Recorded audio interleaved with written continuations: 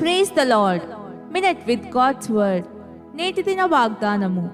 ఎఫెసీయులకు వ్రాసిన పత్రిక 1వ అధ్యాయము 7వ వచనము. దేవుని కృపా మహదైశ్వర్యంను బట్టి ఆ ప్రియుని అందు ఆయన రక్తము వలన మనకు విమోచనము అనగా మన అపరాధములకు క్షమాపణ మనకు కలిగి ఉన్నది. రక్తము చిందింపకుండా పాప క్షమాపణ కలుగదు. దేవుని దృష్టిలో రక్తానికి ఎంతో ప్రాముఖ్యత ఉంది.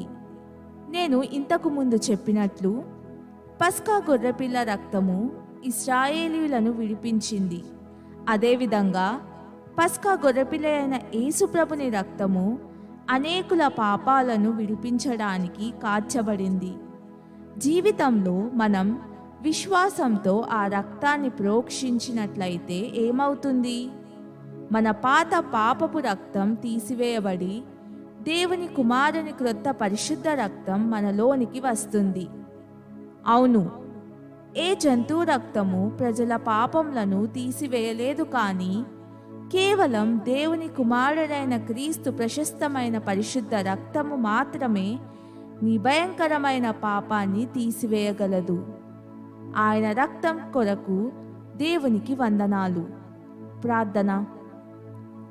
తండ్రి, నాకెటువంటి కష్టం లేకుండా కేవలం విశ్వాసం ద్వారా రక్తము వలె ఎర్రనైన నా పాపాలను నీ పరిశుద్ధ రక్తంతో కడిగి హిమము వలె తెల్లగా చేసినందుకు వందనాలు. నీ ప్రియ కుమారుడైన యేసుక్రీస్తు కార్చిన రక్తం ద్వారా చేసిన ఈ అద్భుతమైన ఏర్పాటుకై నీకు కృతజ్ఞతలు. యేసు ప్రభుని నామంలో ప్రార్థిస్తున్నాను తండ్రి.